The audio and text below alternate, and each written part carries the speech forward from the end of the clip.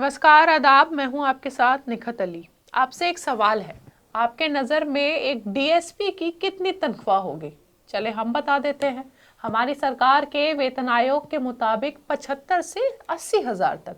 अब ये तनख्वाह इतनी तो नहीं है कि इसमें 100 करोड़ की संपत्ति खड़ी की जा सके, लेकिन उत्तर प्रदेश के सिस्टम के अंदर रहकर करोड़ों की संपत्ति बनाना बाएं हाथ का खेल बन गया है।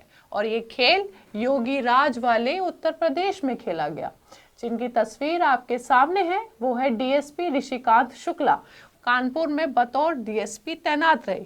इस तैनाती के दौरान डीएसपी शुक्ला का नाम क्राइम वर्ल्ड में एक खौफ की तरह था।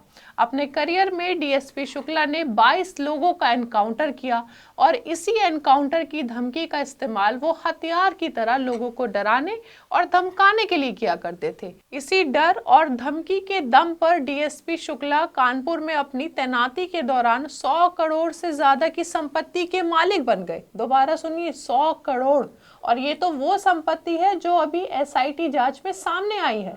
आरोप है कि ऋषिकांत शुक्ला के पास तकरीबन 200 से 300 करोड़ की संपत्ति है और इस अवैध लूट की संपत्ति से डीएसपी शुक्ला कानपुर से लखनऊ तक आलीशान घर, लग्जरी गाड़ियों और जमीन के मालिक बन गए हैं।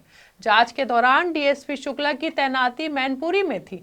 जब काली कमाई का चिट्ठा खुला तो इन्हें निलंबित कर विजिलेंस को जांच दे दी गई है। अब आप सोच रहे होंगे कि इतने सालों के बाद डीएसपी शुक्ला के काली कमाई तक एसआईटी कैसे पहुंचा। अब ये समझने के लिए आपको कानपुर के एक वकील के बारे में जानना होगा। ये तस्वीर है वकील अखिलेश दुबे की, जो फिलहाल जेल में बंद है। अखिलेश दुबे को लेकर एसआईटी कई मामलों में जांच कर रहा था और इसी जांच में सामने आया कि वकील अखिलेश दुबे का एक गिरोह है। इस गिरोह में कुछ अपराधी और कानपुर के 3 पुलिस अफसर शामिल हैं, जिनमें से एक नाम डीएसपी ऋषिकांत शुक्ला का निकला।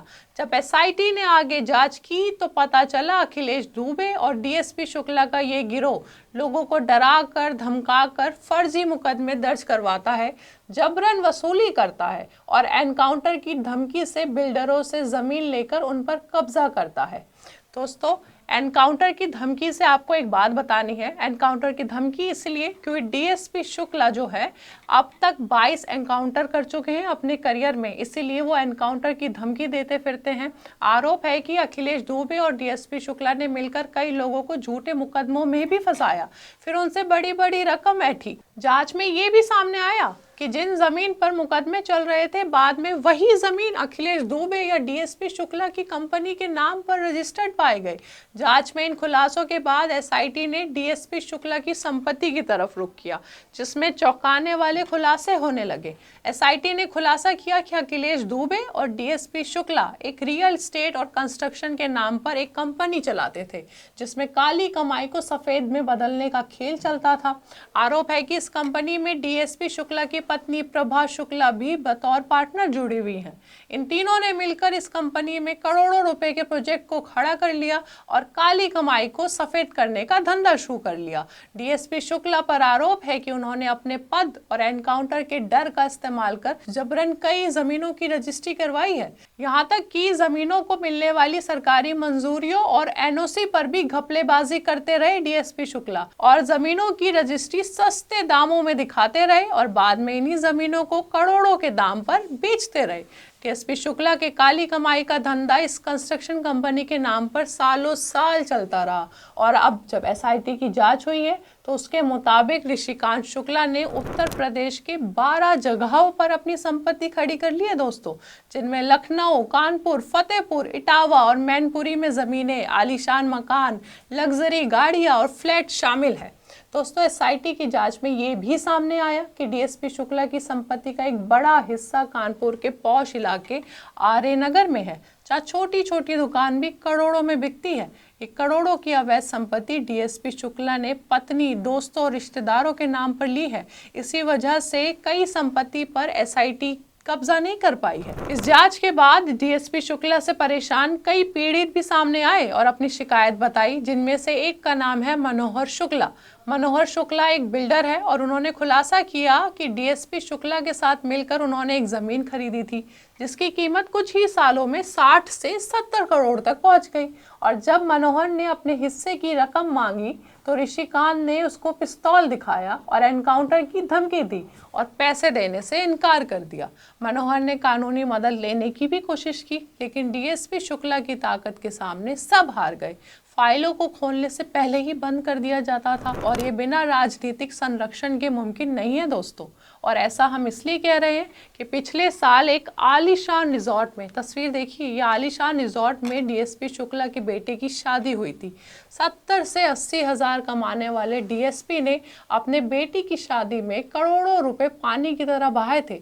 बेटे की शादी में बड़े बड़े पुलिस अफसरों के अलावा कई सांसद और विधायक भी शामिल हुए थे। इतने आलीशान शादी का इंतजाम देखकर सवाल तो सबके मन में आया था, लेकिन डीएसपी शुक्ला पर जांच करने की हिम्मत किसी ने नहीं दिखाई। और डीएसपी शुक्ला पर लगे आरोपों की फहरिस्त में उनके बेटे विशाल का नाम भी शामिल है। एक शिकायतकर्ता ने आरोप लगाया कि विशाल शुक्ला ने वकील दुबे के साथ मिलकर 33 और कंपनियां खोली और इन कंपनियों में भी काले धन को सफेद करने का खेल चलता रहा। हालांकि निलंबित होने के बाद डीएसपी शुक्ला ने अवैध संपत्ति की बात को खारिज किया है, लेकिन एसआईटी की जांच में हुए खुलासों के बाद सरकार को आनन फानन में ऋषिकांत शुक्ला को निलंबित करना पड़ा। वो ऋषिकांत शुक्ला जो पिछले कई सालों से खुलेआम अपने एनकाउंटर का धोस दिखाकर लोगों को डराता धमकाता था, जिसने 100 करोड़ से ज्यादा की संपत्ति अपने नाम कर ली, उसकी खबर सरकार को नहीं है। क्या ऐसा हो सकता है दोस्तों? राजनीतिक संरक्षण के बगैर ये मुमकिन नहीं है। कई बार पीड़ितों ने डीएसपी शुक्ला की शिकायत की, लेकिन फाइलों को चुपचाप दबा दिया गया। आपको जाते जाते डीएसपी शुक्ला के बारे में भी थोड़ा बता देते हैं। 7 जुलाई 1968 में जन्मे ऋषिकांत शुक्ला मूल रूप से देवरिया से है।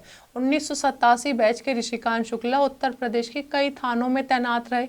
सब इंस्पेक्टर से शुरू हुई कहानी डीएसपी तक पहुंची और इस दौरान ऋषिकांत शुक्ला ने 22 एनकाउंटर को भी अंजाम दिया। और अपनी कानपुर में तैनाती के दौरान डीएसपी शुक्ला ने अवैध लूट का धंधा शुरू किया। जब निलंबित हुए तब वो मैनपुरी में तैनात हुए थे और मैनपुरी में उनको तैनात हुए मुश्किल से 2.5 महीने ही हुए थे कि एसआईटी की जांच की रिपोर्ट जो है वो सामने आ गई। फिलहाल निलंबित है। और डीएसपी शुक्ला वो अफसर हैं जो पुलिस महकमे में खाकी वर्दी पर एक धब्बा बनकर उभर रहे हैं।